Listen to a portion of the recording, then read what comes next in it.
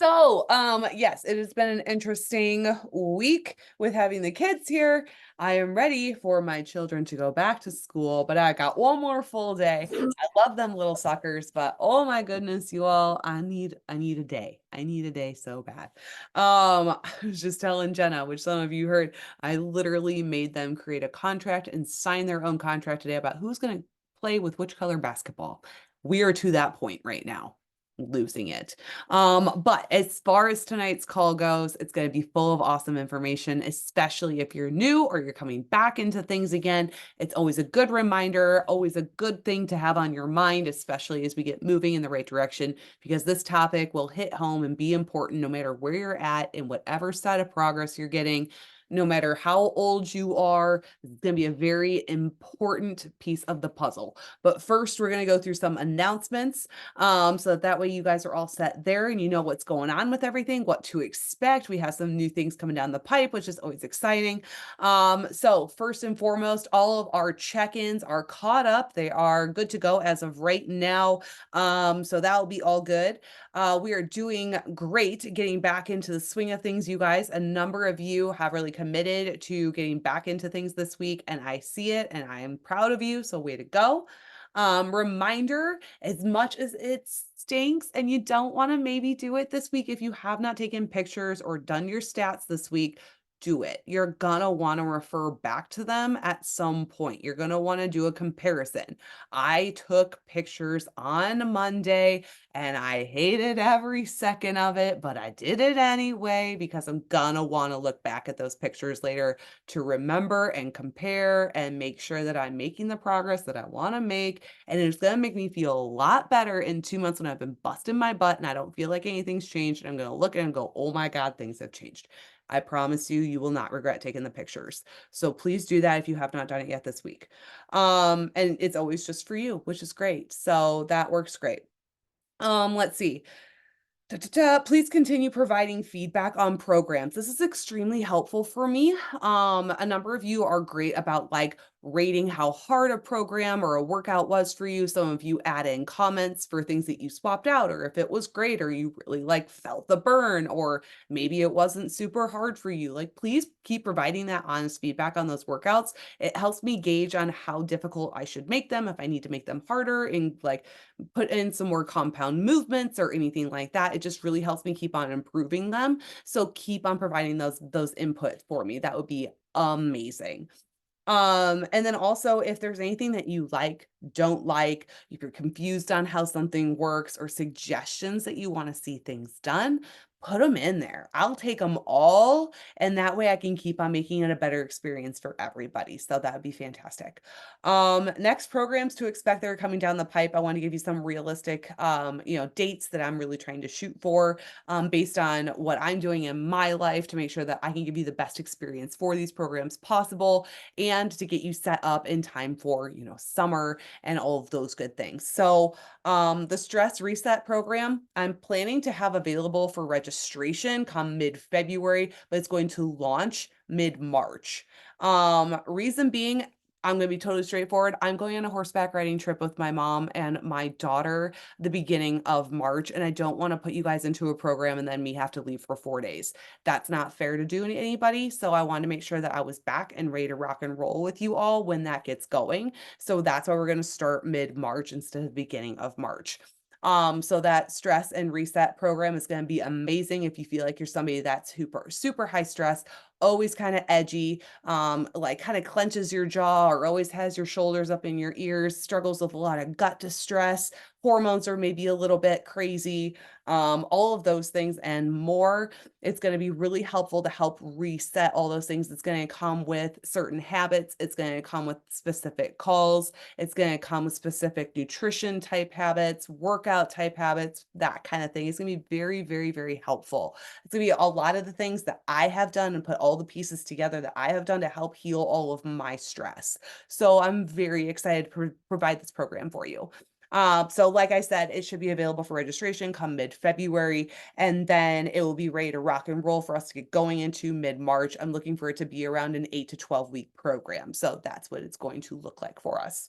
Um, hybrid program. I'm also planning to have that released mid-March that is going to kind of go along with the stress reset in a way.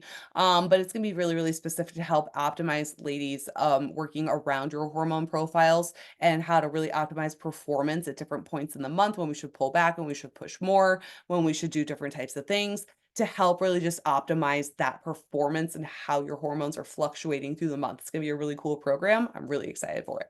I'm also going to provide a Hero WOD library. There's a number of you that are old CrossFitters, or maybe you just like a really high intensity workout here and there to throw in there. So a Hero WOD, if you're not familiar, a lot of people will be able to do any of these, right? But some of them you'll need specific equipment for. But a Hero WOD is a workout that is generally in the CrossFit world, where they create it in honor of a military member that has fallen or was injured or did something amazing. And they create this hard workout, which makes it very, very inspiring to do it, because it gets really, really difficult in the middle of it. It helps you keep going and push through, kind of thing. So if you're really looking for a really tough workout to do every once in a while or once a week or whatever, you'll be able to go into this library, pick it out, and knock it out. So that's what that's going to look like. But that I'm looking to have release end of March, beginning of April, kind of thing. Um, Aside from those things, please send over any topic suggestions that you'd really love to learn about on these calls in the future. Obviously, I come up with topics on my own for you guys, but if there's something that you hear, a podcast that you listen to, a topic that you see, something you see come across social media, or something that you heard somebody say, shoot me a message. If it's something you want clarification on, if it's something that I can make a whole call about, it absolutely will. But I want to make sure that if you have a question about it, somebody else probably does as well. So I would love to cover a call on whatever topic it is that you don't know what it is or whatever. And if I don't know the answers to it, I'll investigate and learn as much as I can about it before I present it to you. So that's kind of how I operate with that. But if you have things like that, shoot them to me. I'm always happy to take those suggestions. We are changing up the newsletter starting next month. I'm really quite excited about it. We're going to make it more simplified.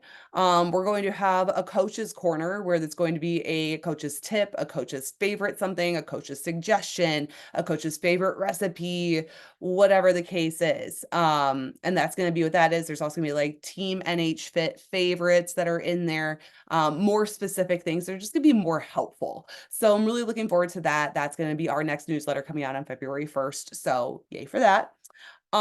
Please continue sharing about our group, the app, the coaching. Your referrals mean so much to me. I think I have like 3 people's moms starting with us this week, which is so flippin' cool. I love it. So like if you have, family members, coworkers, friends, whomever that are trying to kind of go after a goal, please do share about it. It's up to them if they want to reach out, if they want to check it out, but at least they know. And I would be more than happy to talk to any of them about anything and clear up any questions that they have. So I really, really do appreciate any of those referrals, or any time that you bring up, what we're doing in here. It just means the world to me. Um, and then please continue sending over any first form order numbers when you make them. That is so incredibly helpful as well. So thank you guys for that. Now, as far as tonight goes, what we're gonna do, sorry, I still have a little bit of a runny nose after this cold. It's been fun. But what we're gonna do tonight is we're gonna go over protein basics. We're gonna go over the what, the why, the how, and give you just some really good background information on protein. Maybe give you some points and tips that you haven't heard before or you haven't heard in a while. So just for some really basic information for you guys, protein is about 4 calories per gram. So when you weigh out your protein, you have X number of grams and this amount of protein, that's going to equal 4 calories per gram of that protein. Okay. So that's how that adds up in your macros. Um, the protein is going to burn the most calories during digestion. That's part of the reason why when you might see me adjust your macros or give you a new set of macro suggestions, you'll see that your protein number is a bit higher. That is because that is actually going to help you still get in the right number of calories overall, but that's going to help your body actually burn excess calories, especially from body fat itself, because it actually takes body fat energy in order to break down and digest your food. And the harder the food is to break down and digest, the more energy it needs to break down in order to do that. So honestly, by having a higher protein number, we're going to be using excess body energy, which is body fat, in order to break down said protein and utilize it. It's a beautiful situation. So that is one of the coolest things about protein. Also, you are least likely to gain body fat from having protein. Like it is like very difficult for your body to turn protein into body fat, like very difficult. So you're really probably not going to have any issues with that at all unless you have some sort of pre-existing condition that I am unaware of. I'm not saying it's not possible, but I am just saying you're probably not going to have an issue with gaining body fat from having a high protein intake. And it's also going to keep you fuller longer, which is going to help decrease cravings. So many people that I work with, including the old me, struggled so much with cravings. You put cake or cookies or candies or something like that in front of me, I could not help myself enough. And now, with having a higher protein number, with taking care of all the stressors, with taking care of everything, I haven't had a craving in months. It's amazing, you guys, what can happen when you actually reach that protein goal and have quality foods too. Um, Another thing that I really want to touch on that I don't touch on all the time, I actually did a post about it today, is to really go for complete proteins. And I say most of the time because we're going to have incomplete proteins into our diet, right? That's just part of it. I'm going to go over what the difference is here in a second. But it's really important to remember that those complete proteins are the ones that we're having for the majority of our protein numbers. So what makes a complete protein is having all 9 essential amino acids in that protein source. So there's 3, they call them BCAs, right? But then there's 9 essential EAAs, okay? So essential amino acids.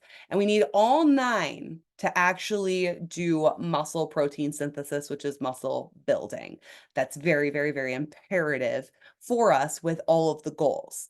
So complete proteins, you can remember it this way: if it comes from an animal in any way, it is a complete protein source. So if it is meat, dairy, fish, eggs, that is a complete protein source. If it had a mom or it had a face, that means that it's a complete protein source. I'm so sorry to put it that way to you, but it's true. Okay, so remember that. Okay, now incomplete proteins, this is going to be our nuts, our vegetables, our nut butters, collagen. Okay, so I want you guys to understand that while there's absolutely nothing wrong with having nuts, nut butters, veggies, collagen, all of these things mixed into our diet, because God knows I have all of those every single day, we don't want those to take up the majority of our protein goal because they are not complete proteins, meaning they do not house all 9 essential amino acids in them.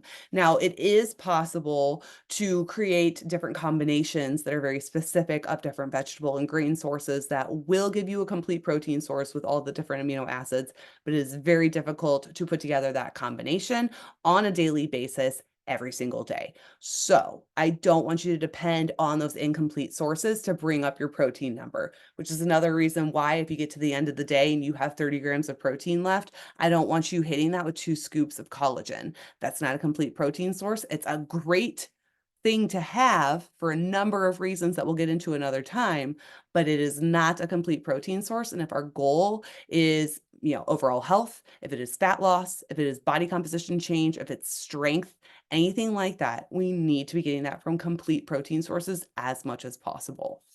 The main 3 that I was talking about too, so what you'll find in BCAAs, that is leucine, isoleucine, and valine, and they are the 3 most important for kickstarting that muscle protein synthesis process, but we need all 9, like I was saying, to do the complete building process. So, I know that was a lot of big words, it was a lot of things. If you have confusion at all, please ask.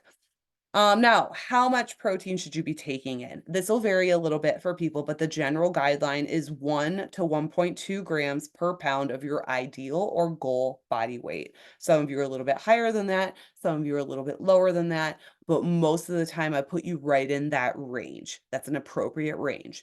So sometimes it will be a little bit higher, and that's for people that don't have existing conditions. So a lot of people will question, it's a kind of an old wives' tale. Um, that you'll get kidney conditions and things like that if you have a high protein intake. That is not the case. If you have a pre-existing kidney condition, yes, high protein intake can be a problem. But if you do not have a pre-existing kidney condition that you know of, you should be fine by taking in that 1 to 1.2 grams per pound of your goal or ideal body weight. So just an FYI on that. And honestly, as long as you don't have that pre-existing condition for your kidneys, which at this point you probably would know that. Please always double check with your doctor if you are concerned at all. But people have had upwards of like 3 times that amount on a regular daily basis without any ill side effects at all. So just taking that into account to understand. Now, how often?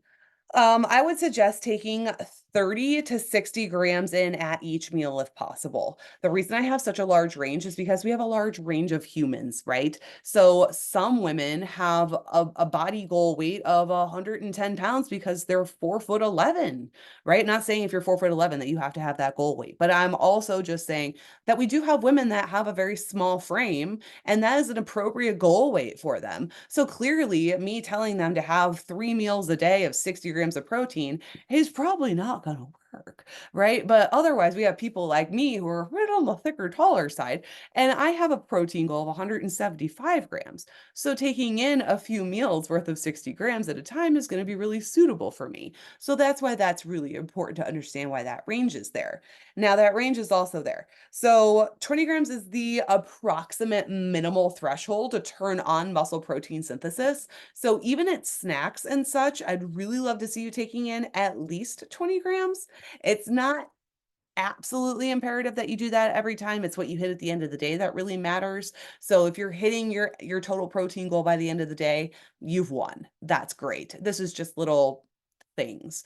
But the other piece to the other side of that story, I do see some people who are taking in like 100 grams of protein at a meal, and y'all, I don't understand how you're doing that because wholly uncomfortable. So I really don't suggest more than 60 grams at one sitting. And really the bigger reasons, there's 2 reasons, is your body does approach a threshold on the opposite end where it's not gonna do anything bad with the protein that's extra. It just can't really use that for muscle protein synthesis after a certain point. It just becomes digested and passed through as usual, right? Your body utilizes it as energy essentially instead of using it for muscle mass or for repairing tissues or anything else in your body. So I really, really suggest is keeping it like between that 30 and 60 to give you that optimal muscle building range. And that will help a ton. But the other thing is more than 60 grams that is serving, you're going to feel like uncomfortably full. That's a lot of protein in a serving, especially if you're doing it with whole foods. That gets to be a ton. So I would really, really suggest really going for that 30 to 60 a few times a day. And that will probably put you in that right range. As far as how, so like how to hit your protein. So prepare or choose individual proteins to make and have available for you and your family. And that's going to actually really be important too, because a lot of us have kiddos and honestly, family and kids need protein sources as well. If you think about it like this, right? Like we need our protein for our metabolism to increase, to work on body fat maintenance, to work on blood sugar maintenance, to work on glucose maintenance, to work on everything, right? Well, your kids, no matter what age they are growing like constantly. Their bodies are just replicating, growing. Their cells are constantly growing. Their bodies need protein in order to build and grow their bodies. So it's really, really important that they don't just live off of fruit snacks as much as they love that. We need to make sure that we're taking in some quality proteins as well, not to build little hulks or anything like that, but just to build strong little humans. So really having this stuff around is going to be really helpful for not only you, but for your family as well. My kids, as much as they love mac and cheese and pizza, also know that they're having a protein source with every meal as long as I have something to say about it. So there's that too. As far as breakfast, some really good go-tos, eggs or egg whites, bacon, turkey bacon, Greek yogurt is a really good one as well. Cottage cheese, you can throw some fruit in there. It's actually quite tasty. Milk, I really do suggest like regular milk. If you don't have a dairy intolerance, there's a lot more protein in there. I wouldn't go almond milk unless you have that dairy intolerance because it's actually full of preservatives too, but there's not near the protein in almond milk, or I think zero actually, in comparison to regular milk. So I would really suggest going for regular milk. You can also add protein powder into that if you so choose. And I can go over protein powder and supplements here in a little bit, but that is an easy way to amp things up. For lunch and supper, it's gonna kinda be the same thing. It kinda just depends what you guys wanna do for your lunches and suppers, but often mine kinda look the same.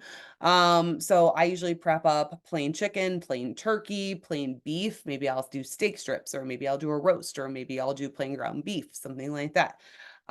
Fish, if at all possible, I would suggest wild caught fatty fish would be really beneficial. So that'd be like your salmon, your sardines, your anchovies, that kind of mackerel, all the things I highly dislike, but maybe it's your style. If so, that's cool. Also, I like to do a bunch of pork. I'll do pork chops, pork loins, and then any sort of dairy. If you want a light lunch, maybe you do a smoothie, right? There's nothing wrong with that. You could totally do that with, some protein powder, with yogurt, with milk. You could throw some vegetables and fruit in there. It's great. You could totally do that. But like I said, my suppers kind of look the same. It just sort of depends on the week and what I'm doing. As far as snacks go, I think this is where people really get lost, and this is where protein powder really kind of saves my day sometimes, or protein supplements per se. So, a lot of times I'll use our level one protein, and I'll make different things out of it. I don't just do shakes. You can absolutely do that if you so choose, but level one's going to be great to like make protein balls out of. You can make waffles out of it, mug cake smoothies, ice creams. I make cookies out of it, everything. So if you want to have like a little snacky option, you can always do some baking with some protein powder and have a little snacky snack that way. Also Greek yogurt, meat sticks, string cheeses, hard-boiled eggs is great for a snack. Even cottage cheese is another good one too. There's a number of ways that you can skin that cat, but I would really, really suggest putting together a plan as far as prepping a couple of individual proteins or having individual proteins on hand for each of your type of meals throughout the week. And that's going to help set you up for success a ton for not only you, but for your family as well. So that's what I've got for the night, you guys. I feel like I did pretty good. 7:39. What questions do any of you have on this topic or anything else? Hey Nikki, it's Ashley. Hi, I just had Ash. a Hi, I just had a really quick question for you. Is there a way to put like all the hormone, if you get like a hormone panel and lab work, is there any way to put that in the new app so that you can kind of see like a full picture of stuff? You can certainly send it to me and I can actually, I believe I can put it into like the trainer's notes. I believe I can do that. But when you get that back, just send it to me and then I'll see if I can save it somewhere on my end. Okay. Okay, All right. perfect. Thanks, Thank you. lady. Tanya asked, should we be tracking collagen since it's not a complete protein source?